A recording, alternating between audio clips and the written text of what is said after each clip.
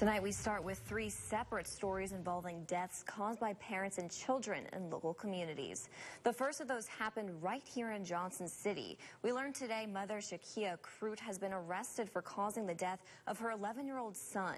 Crute is charged with manslaughter. Police say a call came in Saturday afternoon saying a child was not breathing in a multifamily home. Authorities have not said if Crute made that call. Police did say Child Protective Services was there the day before. 12 News' Michael Schwartz continues to bring us new developments in this case.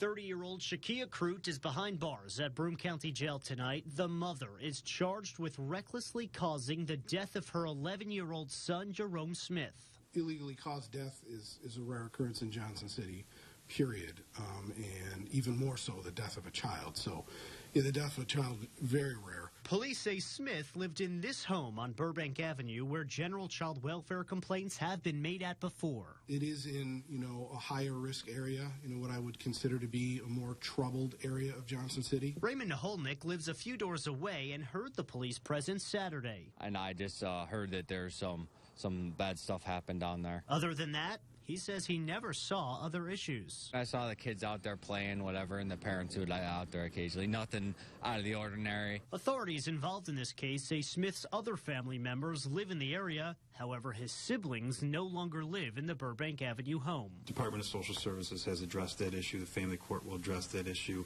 and they'll make sure that any children, family members involved will be safe. District Attorney Cornwell says he doesn't expect any other arrests to be made as the investigation continues. We have to continue to do that. It can't possibly be all done and wrapped up within a week.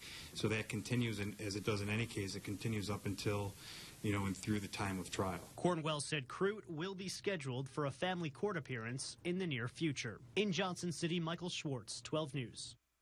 The district attorney's office would not comment on if the toxicology reports have come back yet. Details of the circumstances are being kept private at this time. Cornwell says authorities released this information today due to the public's concern.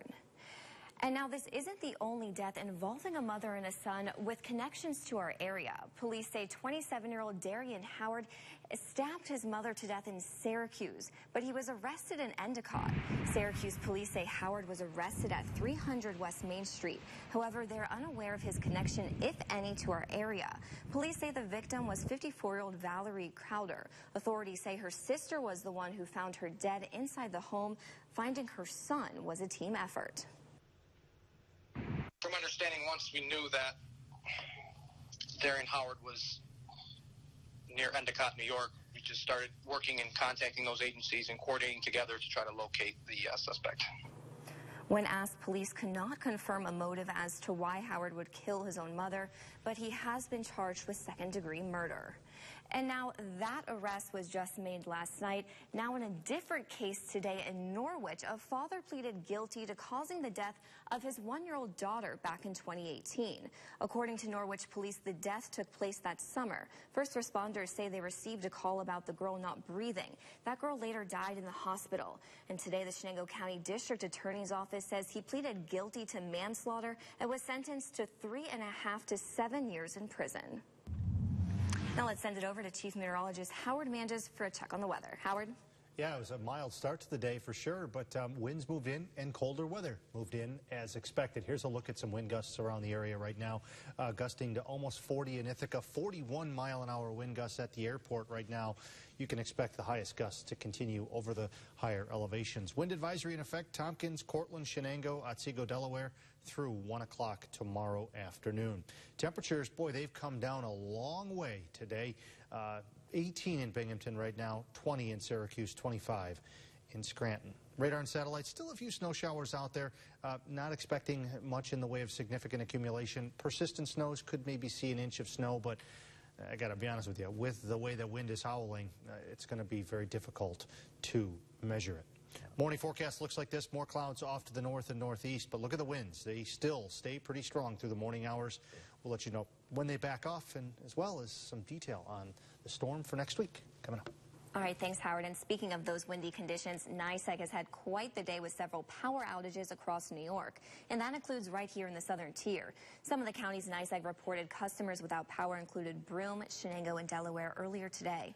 A company representative tells us if the lights do go dark, crews will work quickly to restore power. NYSEG also tells us it has crews and equipment ready to handle any power outages. Now, it appears Amazon may be having a change of heart about its plans to open a second headquarters in New York City. The Washington Post is reporting that the online retail giant is reconsidering the location. The reason, according to the report, Amazon is concerned about the strong opposition to the campus from local lawmakers and other critics. Amazon has not yet commented on the report, but today Governor Andrew Cuomo called on state legislatures to stop playing politics and opposing change. There's a story today that says Amazon may not come to New York. If Amazon does not come to New York, it's because of the political opposition. Because it is so ironic for Amazon, after they spent 1 year with everyone seducing them and everyone courting them, we win, and then there's political opposition. Now, you'll remember back in November, Amazon announced plans to open its so-called second headquarters in both New York and Northern Virginia. Each campus was expected to welcome more than 25,000 new jobs. Today, Broome County Executive Jason Garner sent a letter to Amazon's CEO inviting him to build the headquarters in our area. Broome County at one point was the home of the largest shoe manufacturer in the world. It was the home of the largest computer manufacturer in the world, IBM. I don't see why it couldn't be the home of the corporate headquarters of Amazon. Just kind of makes sense. Garner says Broome County is a prime location being surrounded by larger cities. Now, it was a special night in the southern tier. Dozens of special needs guests were honored with a night to shine. It brought cheers and smiles from all angles. The event is sponsored by the Tim Tebow Foundation and was hosted by the First United Methodist Church. It was a night many will never forget. Oh, it fills my heart with joy. Prom night, an evening many dream of attending.